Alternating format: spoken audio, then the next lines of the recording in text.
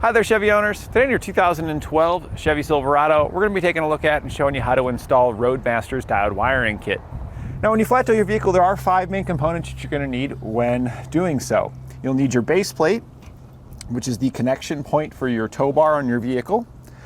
You'll need your tow bar, which is the component that connects your vehicle to your motorhome. Your safety cables, which is a supplemental connection in addition to your tow bar.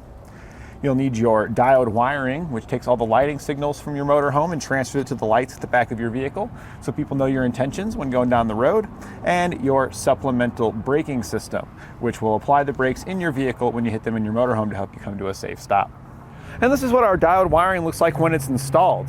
The components are hidden in the vehicle and they operate our factory lights and have them mimic all the lighting functions that's going on our motorhome. So currently on the motorhome, I just turned the hazard lights on so that way it flashes both the passenger and driver's side. And you can see here at the back, our vehicle's flashing right along with it. Diode wiring is important to have on your vehicle because when you're pulling your vehicle behind your motorhome, your vehicle here is obstructing the lights at the back of your motorhome. So this way it transfers all those lights back here so people behind you will know your intentions when going down the road. This will keep you DOT compliant in all states. In addition to the hazard lights working here on our vehicle, you're also going to get your typical functions, which include your left turn signal, right turn signal, your tail lamps, as well as your brake lamps. Diode wiring isn't your only option for getting all your lighting signals here on the back of your vehicle, but it's my preferred method because it's hidden inside the vehicle, so your vehicle looks just like a normal vehicle all the time, and there's just a connector that's located at the front that you can plug into your motorhome. So it makes setting up your flat tow really easy. Some other options that you have are bulb and socket kits, which are similar to the diode wiring as far as being hidden in the vehicle, but they require you to drill a hole in your taillight assembly and install an additional bulb in there that operates for when you're hooking it up to your flat tow. The thing I don't like about those is that it gives you an opportunity down the road for leaks to occur and water to get into your assembly here, which could damage your components and could potentially fail safety inspections in some states. So I don't really particularly like that option. Another reason why I don't like it is because the room inside of these taillights, this one here is fairly roomy on this vehicle, but a lot of vehicles, they just don't have the room for an additional bulb. So that's why I prefer the diode wiring, so that way it uses the factory lights and we just tap into the circuits behind it. The diodes operate as a check valve for electricity that allows the signals from our motorhome to come back and illuminate the light, but they won't let electricity flow backwards to damage any of the components here on the vehicle. Now there is one more option that is a great option if you don't like the idea of tapping into any wiring or altering your vehicle in any way. You can get magnetic lights. Those ones you simply just set on top of the roof of your vehicle and they stick right on and they plug into the back of your motorhome and provide you with all the lighting functions. The issue with those is that you have to get those out and run the wire up to the front and set them on top every time. And over time, sitting up on top of your roof, they do have non-scratch pads on the bottom, but those do wear out and you can potentially get abrasions on your roof. So there's a little bit more hassle to work with. But again, if you don't want to have to modify your vehicle, that is the best way to go for getting lighting on your vehicle there. Here at the front of the vehicle, we're just going to show you the connections because you can get this diode wiring kit in multiple different options depending on how you want to connect to your motorhome. The diodes and the wiring as far as from this point at the front all the way back is going to be the same throughout the kits, but the part that changes is the connector here at the front. This is a 6-way connector and it's the most common connector that you use for your flat tow setups. And this is what our 6-round looks like here plugged into it. So you can get this kit in a 6-round, a 4-round, or a 4-flat. If you go with the 6-round option, there's 3 different cables that you can get in that 6-round. There's a straight cable, and that's just this here. You see it's just nice and straight. This is great for tow bars that have channels for your cabling. Our Nighthawk here comes with a cable. So this one has the channeling, but it comes with a hybrid style. But like the Falcon All-Terrain from Roadmaster has channeling for your cables, and that's when you would want to choose this option so you can feed it through those channels and hide it up off the road. If you don't have any channels on your tow bar and you want to use a 6-round, then I would suggest the coiled option here. This way the coiled cable stretches and it'll keep up off the pavement by sucking in on itself and pulling itself up. And the last one for the 6-round is your hybrid, and that's what the Nighthawk here comes with. It comes pre-installed into the Nighthawk tow bar. But it's a good option for ones that have channels that have a little bit longer distance to go. The Nighthawk's got a little bit longer arms than your traditional tow bars like the Falcon All-Terrain. And this hybrid one here you can see has a little bit of a coiled end here on the motorhome side and straight on the other side so it can pass down through the tow bar. This is also a really good option if you need a high-low adapter or any other accessories that extend the distance between your vehicle and your motorhome. Here we have our 4-round, and you can get this, if you don't want a 6-round, you can go with a 4-round. And here's the cable. You've got a 7 on one side, and then your 4-round. And then lastly, if your motorhome doesn't have a 7-way connector at the back, and it just has a 4-flat, you can also get this in a 4-flat option as well, so you can plug into the 4-flat at the back and use a 4-flat here at the front of your vehicle. So just choose the appropriate kit. I would recommend when you're looking at your diode wiring, double check your tow bar and see what comes with it, because sometimes you do get those components, like the connector and our cable here came with our tow bar. So just double check those things, and then you can choose the appropriate diode wiring kit to match the rest of your components. We'll begin our installation here at the back of the vehicle. We're going to remove both the driver and passenger side taillight assemblies.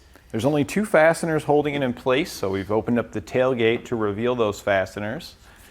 And there's one, here's your strap cable. There's one going to be located above it and one located below it. We're just going to use a Phillips bit to run these out of here.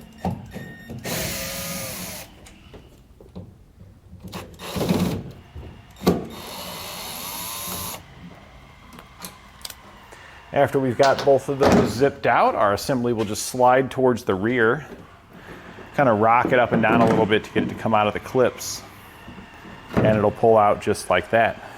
Here we've got our factory wiring behind here.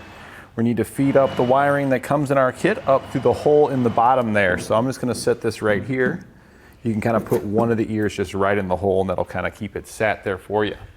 So in the harness that you get here, if you have any kind of 4-pole end or anything like that on it, most likely you're going to be replacing it with a 6-pole connector at the front. That's what we're going to be doing. So I just cut the 4-pole end off of there. You can see right there, just cut the ends off of it. And then before we feed it up, we're going to take the green wire here. We're just going to give it a snip. Then just pull back on the green wire. We're just trying to get quite a bit of excess green here, so that way that'll hang down, and we're only going to feed up these 3 wires behind the taillight assembly. All right, so we fed it in place. I just reached underneath. You can see straight down, so we just pulled that up there. The green wire is still hanging down below. We can go ahead and prop that back where it was. And I did take a zip tie, one of the cable ties that comes in our kit, and I did attach it to the wiring there, so that way it can't fall back down on me. Right here at the top, here's where we're going to be installing our diodes. So you can just kind of open this up, and you're going to have some wires inside. You'll have 3 of them in there. We only need 2 of them. The yellow and the brown. The black you can put back in. They look real similar, so you might have to kind of wipe them off a bit so you can identify the brown versus the black. For our black one, we're just going to poke that right back into our sheathing there. We're also going to remove the tape from this middle bulb here so we can pull the wires out just a little bit further to ensure that we're going to be able to plug those into our diodes and have enough excess so we can maneuver the diodes in a way that will allow us to install the taillight and make room for the diodes back here. So I'm just pushing any of the factory wiring that popped out of here back in it, with the exception for the yellow and the brown. We're keeping those out. All right, so it looks pretty good. We've got plenty of excess there to work with. So now we're going to take our yellow wires here, and we're just going to snip it right here in the middle between the 2.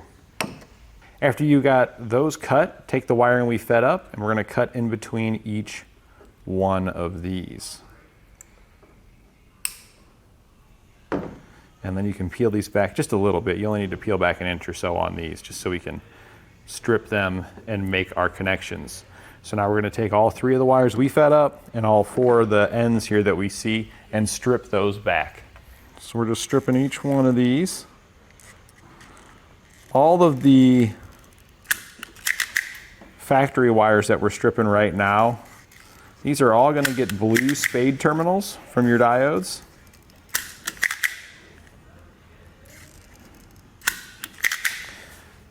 But then on our wiring that we fed up here, only one of these is going to get one of the blue spade terminals. you'll have one yellow spade terminal in your kit, and we're going to use that to hook 2 wires together. You're going to get 3 that have blue on there, and you're going to get 1 that is a single yellow. We're going to start with all the blue. So just go ahead and take off all the blue spade terminals off of there. It's easier to make your connections if you just pull them off. All right, so now we got 5 blue spade terminals. 4 of these blue ones are going to go on these wires here. Your last blue spade terminal that you have left will attach to our yellow wire here. So we're going to twist the yellow just to make it easier to slide into the spade terminal. Slide it in there, and then crimp it down. So we're just going to repeat that now for all the wires that we have over here to get all of those connected. And I'm just going to twist them all real fast. It just helps keep you from getting stray strands poking out of your wires that could potentially cause a short. And slide them in and crimp them down here.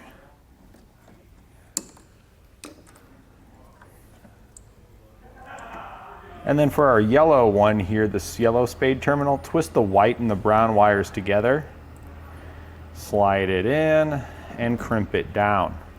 And you might be thinking, well, hey, wait a minute, that white wire is typically your ground wire. And you're not wrong, the white wire is going to eventually be our ground wire, but we can have the ground really at any point on the vehicle here. So to save us from having to purchase like additional wire and to make sure we got enough, we're going to use a small portion of this white wire as a jumper to get the brown circuit that we fed over to this side also jumpered over to the passenger side. So that's why we're hooking it there. And then later on, we'll be connecting the rest of that white wire to ground at a later point further towards the front of the vehicle. So we can go ahead and plug our diodes in now. The out on our diode is always going to go towards the bulb up here. And then our factory wire is going to go in, and then we're going to have one of our circuits that we fed go to the in. So we're just going to connect our wires back together. So I've got the yellow one here. I'm plugging in the out to the bulb side. Then I'm taking the factory yellow wire here and plugging it to one of the ins. We're going to take our other diode here, plug the brown wire into the outside on the bulb end, and then the factory wire on the inside on the other side there. The yellow wire is our stop turn circuit, so that's going to be the same functionality as the yellow wire that we're running here. So our yellow wire is going to plug right in next to this one, to the in there. And then our brown wire here on the vehicle is the running light circuit. That's the same thing that our brown wire is going to function as here, so we're going to plug this into the other in there.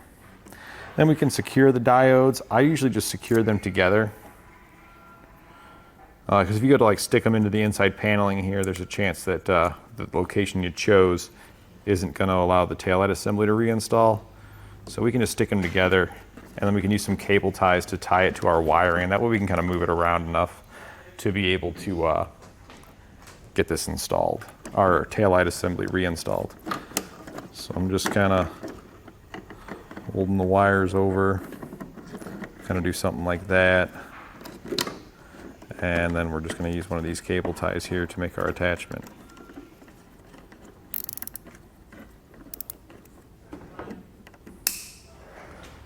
At this point now, we can reinstall our taillight assembly.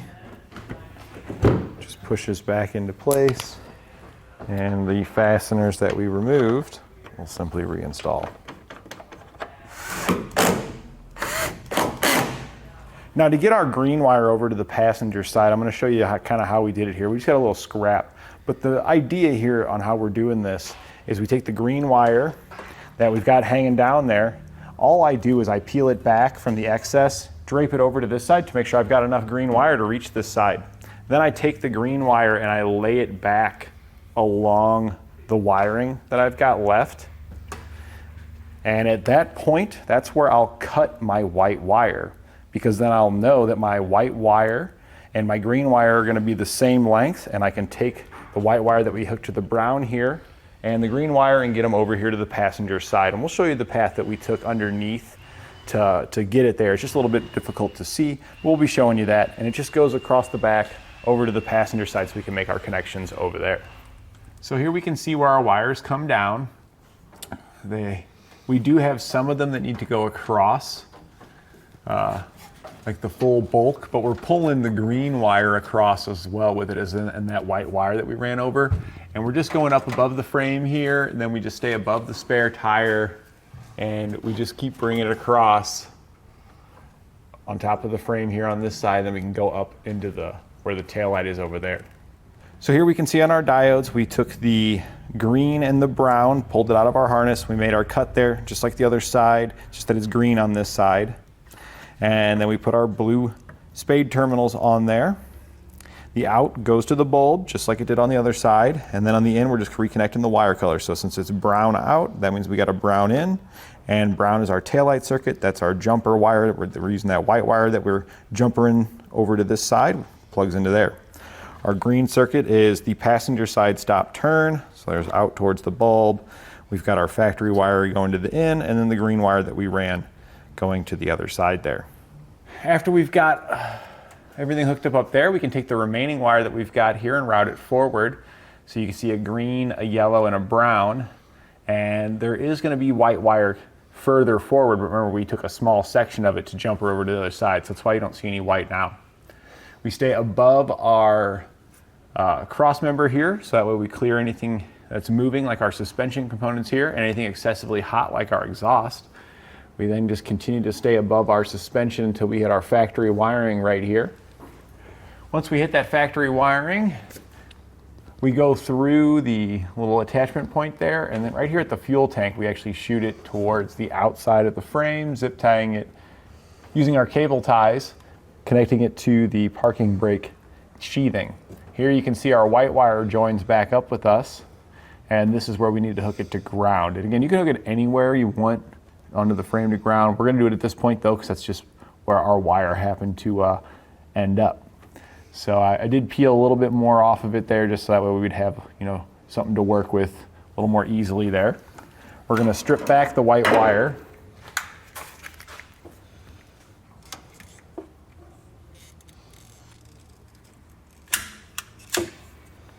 After we strip it back in your kit, you're gonna receive a small blue ring terminal.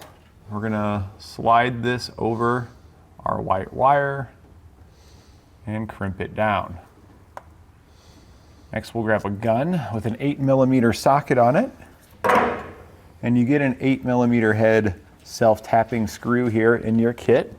This is gonna slide through our ring terminal here, and then we can just run it right up into the bottom of the frame to get our ground. So I do got a little extension kind of on it here, just to make sure that I can get up where I need to be. And I might need to actually grab a slightly longer extension here. We'll see if we can't angle it the way we need to. There we go, that'll work. And then just run it on up.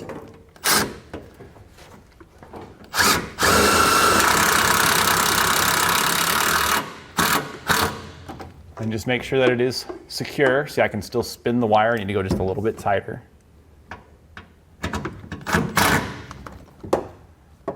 little bit more. There we go, that's nice and solid. That means we're gonna get a good ground there.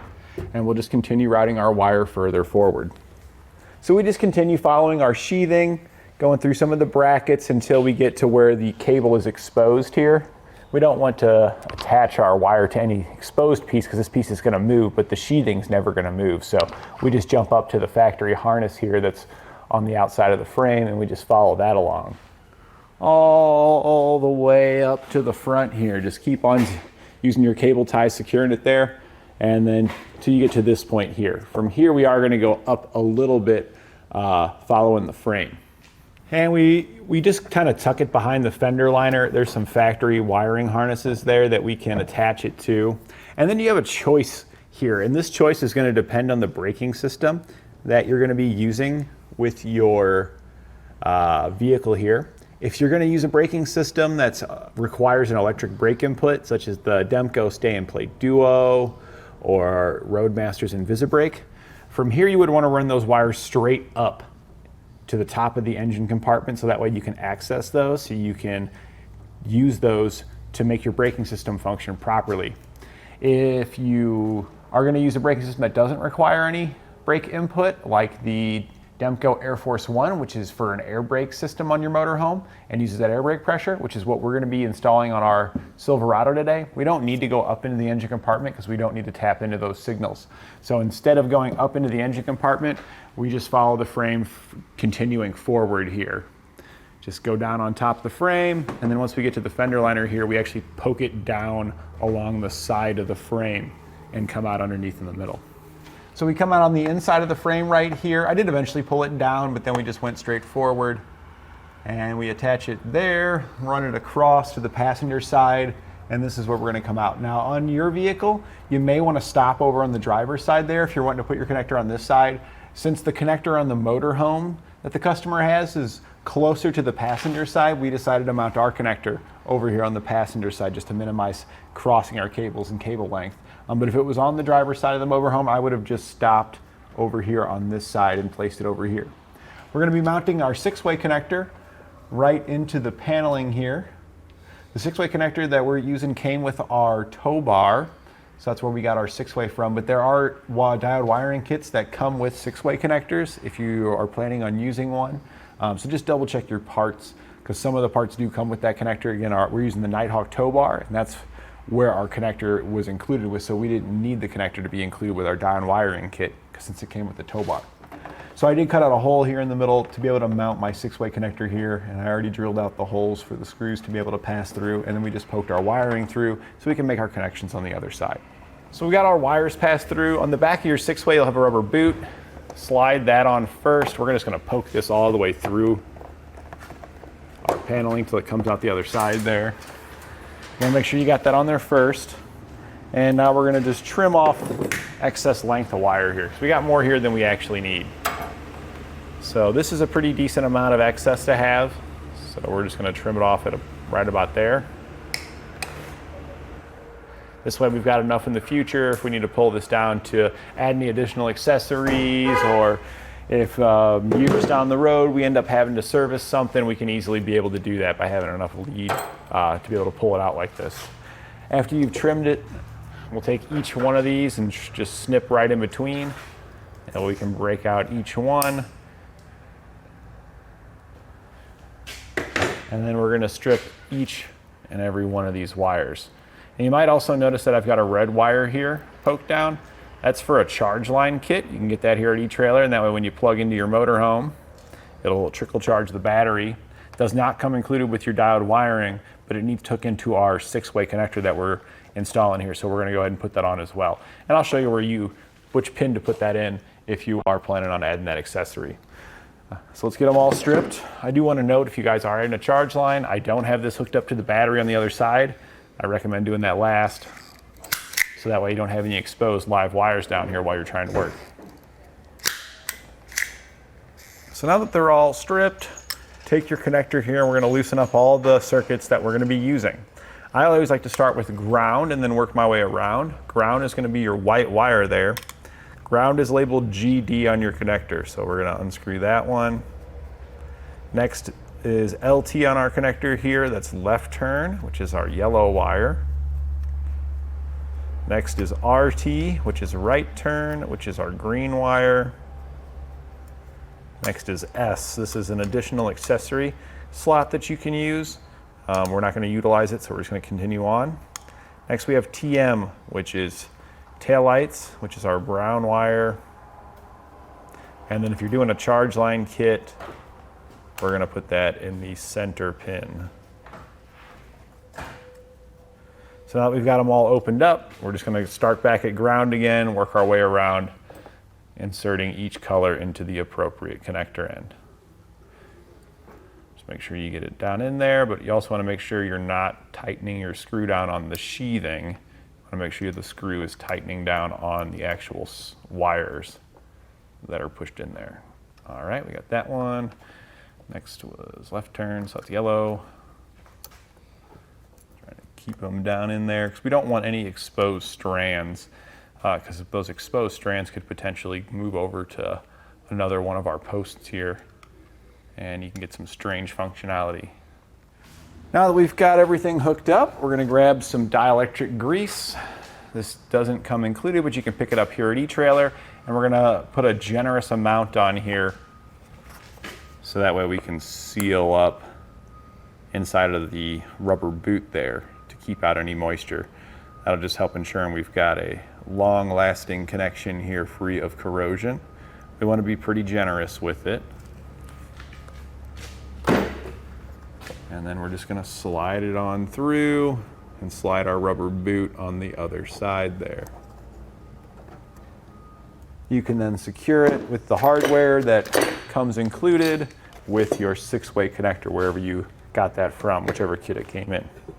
Now, if you're mounting your connector in the same location as we are here, we used a 1 1/4 inch hole saw for the larger center hole that you see here, and then 3/16